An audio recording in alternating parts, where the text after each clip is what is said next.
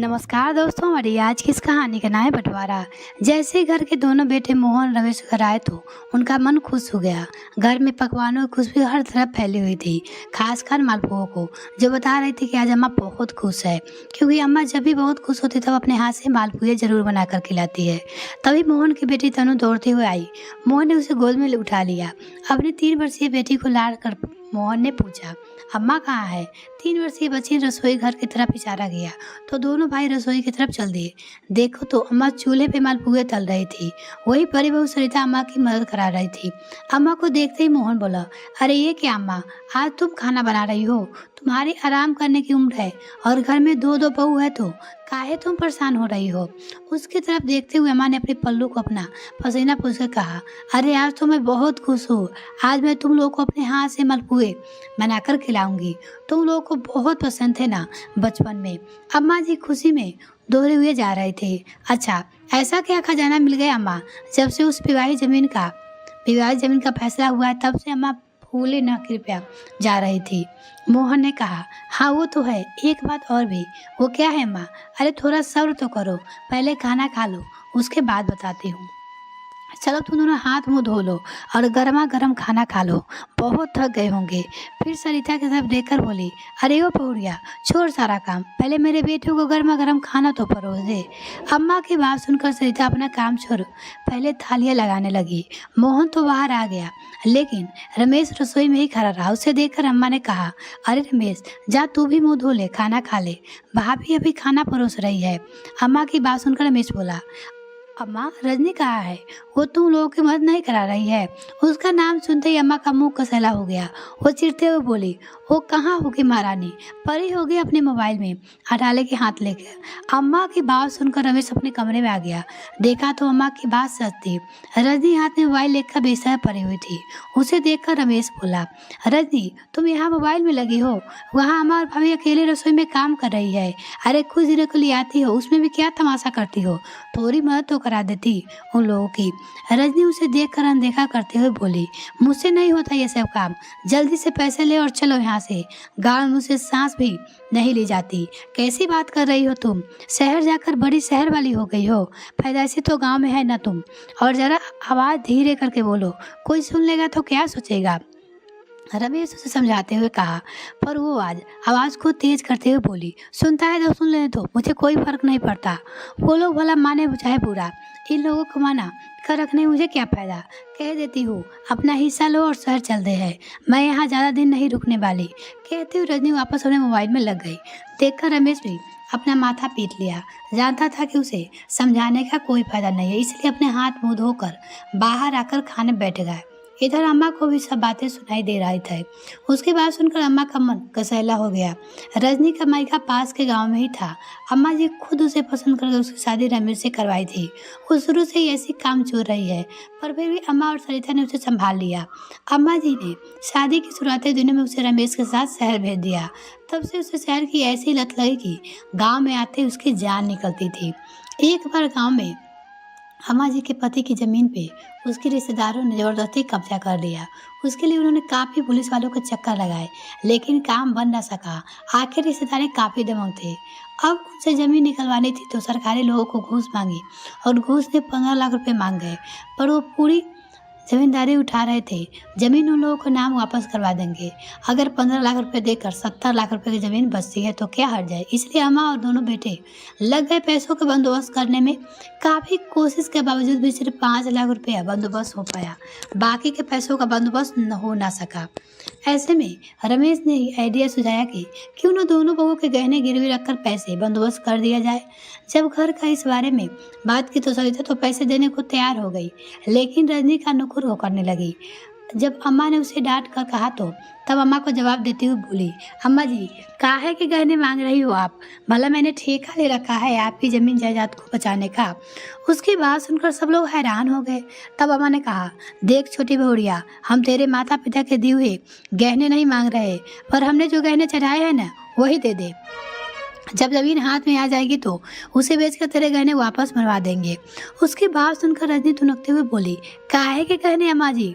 ससुराल की तरफ से चढ़ाए हुए गहने मेरा स्त्री धन है, पर उस पे मेरा हक है, वहाँ मैं आपको क्यों दूँ? मुझसे बेवजह की कोई उम्मीद मत करना, कहते हुए रजनी अपने कमरे में गई और अपना सामान समेटकर मायके रवाना हो गई। इससे इस कदम हर कोई हक्का बक्का रह गया। आखिर सरिता ने अपने सारे गहने बेचकर पैसे बंदोबस्त किया, लेकिन फिर भी 3 लाख रुपए कम पड़ गए। तो अनु के नाम से उसे नाना जी उसके जन्म पे एक एफडी कराई थी, उसे तुड़वा कर बाकी के बचे हुए पैसों का बंदोबस्त किया। तब से अम्मा जी रजनी फूटी आंखें नहीं सुहाती थी अम्मा जी को। खैर, इधर सरिता दोनों भाइयों को गर्मा गर्म खाना परोसने लगी। तभी अम्मा बोली, क्यों रे रमेश, वो महारानी नहीं आई, उसका खाना क्या? उसको कमरे में चलकर जाएगा। खाना खाते रमेश का हाथ वहीं रुक गया और बोला, अम्मा आप उसकी आदत जानती हो, फिर भी क्यों उम्मीद करती हो? आप लोग खाना खा लो, मैं खुद उसका खाना कमरे में ले जाऊंगा। हाँ भाई, जोरू को सेवा तो करनी ही चाहिए, चाहे जोरू पूछे भी ना। अम्मा मुंह बिगाड़ते हुए बोली। अम्मा की बात सुनकर मोहन बोला, अम्मा उसे खाना खाने दो, उसे काहे परेशान किए जा रही हो? आखिर मोहन की बात सुनकर अम्मा चुप हो गई। खैर, सब लोग ने खाना खा लिया। उसके बाद सब लोग साथ बैठे, लेकिन अभी भी रजनी कमरे से निकलकर बाहर नहीं आई। तभी मोहन बोला, देख रमेश, तुझे अर्जेंट में फोन करके शहर से इसीलिए बुलाया है कि अपनी विवाहित जमीन बिक गई है, तो मैंने तुझे फोन पे ही बता दिया था। अब अम्मा चाहती है कि उन पैसों का बंटवारा हो जाए। पैसों का बंटवारा का नाम सुनते ही रजनी अपने कमरे से दरवाजे पे आकर खड़ी हो गई।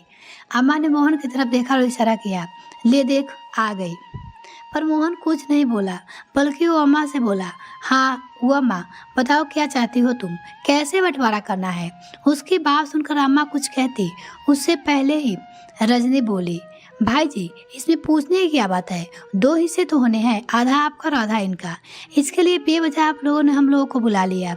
आप तो आधा हिस्सा करके पैसे अकाउंट में डाल देते, रजनी कहती है।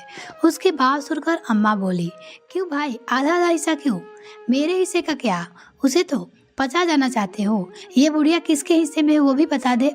अम्मा जी की बात सुनकर रजनी बोली, अरे अम्मा, अब वो तुम्हारी उम्र हो गई है, हिस्से का क्या करोगी? 2 वक्त की रोटी तो खानी है, 2 बेटे हैं, जहाँ मर्जी वहाँ खा लेना। चुप कर, बड़ी आई सलाह देने वाली। कौन सा बेटा रोटी खिलाएगा, वो भी तो अच्छे से जानती हूँ। अरे जिसका पति हुई इसके कमरे में लेकर रोटी खिला रहा है, वो अपनी सास को क्या रोटी खिलाएगी? और हिस्से में 3 ही होंगे, मुझे मेरा हिस्सा अलग चाहिए। मैं अपने बेटों पर बोझ नहीं बनना चाहती। अम्मा जी बोली तो रजनी मुंह बिगाड़ कर खड़ी हो गई। इतने में रमेश बोला, ठीक है अम्मा, 3 हिस्से चाहती हो तो हम जो 70 लाख रुपए है उसके 3 हिस्से कर लेते हैं। उसकी बात सुनकर अम्मा बोली, 70 लाख रुपए नहीं, 60 लाख रुपए के 3 हिस्से होंगे, उसमें से 10 लाख रुपए मैंने खर्च कर दिया। अम्मा बोलती है, क्या 10 लाख रुपए को कहाँ पानी पिला दिया माँ जी? अचानक रजनी बोली। सब लोग हैरानी से अम्मा की तरफ देखने लगे। आखिर 10 लाख रुपए खर्च कर देना मायने रखता था। अम्मा कहाँ खर्च कर दिए पैसे? मोहन ने पूछा। 7 लाख रुपए के बहू के गहने बनवाए हैं और वही 3 लाख रुपए की तनु की एफडी करवाई है। अम्मा की बात सुनकर जहाँ सब लोग चुप हो गए, वही रजनी बिन बारिश के बरस पड़े। हाय हाय अम्मा जी, इतना दोगलापन क्यों? बड़ी भाभी भी आपकी बहू है क्या? मैं आपकी बहू नहीं थी जो उनके लिए गहने बनवा दिया, मेरे लिए नहीं? और तनु की एफडी क्यों? कल को हमारे बच्चे होंगे तो उनके लिए क्या किया आपने? एफडी करवाओगी? फिर रजनी रमेश की तरफ देखकर बोली, लो देख लो, ये तुम्हारी अम्मा जी है जो 2 बेटे को भी बात कराती है। एक के सिर पे आंखों में बिठा कर रखती है और दूसरे की इज्जत धूल के बराबर नहीं है। इसकी पत्नी और बेटी के लिए इतना कुछ किया और मेरे लिए कुछ भी नहीं। उसकी बात सुनकर अम्मा जी बोली, क्यों छोटी भौरिया, आज तो दोनों बोगे बराबरी पे आने की बात कर रही हो? भूल गई जब इस जमीन को बचाने के चक्कर में घूसखोरी में घूस देनी पड़ रही थी? उस समय हमारे पास पैसे तक नहीं थे। जब तू अपने स्त्री धन लेकर यहाँ से अपने मायके रवाना हो गई थी, तब यही परी बहू थी जिसने अपने गहने सारे गिरवी रखकर पैसे का बंदोबस्त किया था। यहाँ तक कि पैसे की कमी फिर भी रह न जाए, अपनी बेटी की एफडी तुड़वाई थी जो उनसे नाना जी के उनके नाम से करवाई थी। तब बराबरी याद ना आई और आज जमीन का हिस्सा लेने के लिए चली आई तुम। उस समय जमीन बचाने के लिए तुमसे तुम्हारा स्त्री धन ना निकला। अरे कौन सा तुम्हारे माँ बाप ने चढ़ाए हुए गहने मांगे थे? मैंने यही तो कहा था कि बहू जो अपने गहने चढ़ाए वो दे दो। तब तो मुंह पर डंके की तरह छोड़कर बोली थी, अम्मा जी आपके चढ़ाए हुए गहने मेरा स्त्री धन है, वो तो मैं आपको नहीं दूंगी। फिर भी अब काहे की मुंहजोरी? इन पैसों पर इन दोनों माँ बेटी का हक है तो मैंने उनका हक उन्हें दे दिया। रजनी ने अम्मा जी को जीत न सके तो रमेश पास आकर बोला, अरे तुम बैठे बैठे देख क्या रहे हो, कुछ बोलते क्यों नहीं? भला इतने में पैसे में हमारा कौन सा फ्लैट खरीदने में आ जाएगा? उसकी बात सुनकर रमेश बोला, रजनी अम्मा कुछ भी गलत नहीं कह रही है, परिवार योगदान से चलता है, मेरा मेरा करने से नहीं। जब हमें तुम्हारी ज़रूरत थी तो तुम तो मेरा मेरा धन करके वहाँ से चली गई थी, अब हिस्सा लेने के लिए कह रही हो तो याद रखना वो भी मिलेगा, हक मिलेगा, हक से ज़्यादा कुछ भी नहीं। और रही बात फ्लैट लेने की, जब मेरे पास पैसे का बंदोबस्त हो जाएगा तब खरीद लेंगे। जब पति के लड़ने के तैयार नहीं थे, भला रजनी क्या कर पाती? फ़ोन करके अपने माता पिता तक बोली, लेकिन माता पिता ने कहा कि अगर अम्मा जी हक दे रही है तो ले लो, क्योंकि उससे ज़्यादा तो कोर्ट में तुम्हें दिलवा नहीं पाएगा। आखिर चिल्ला चिल्ला कर खुद ही चुप हो गई, नहीं मिला। सबके हिस्से में 20-20 लाख रुपए आ गए। वही 20 लाख रुपए लेकर शहर रवाना हो गई। यह कहानी आपको कैसी लगी कमेंट सेक्शन में लिखना ना भूले। वीडियो को देखने के लिए बहुत बहुत धन्यवाद।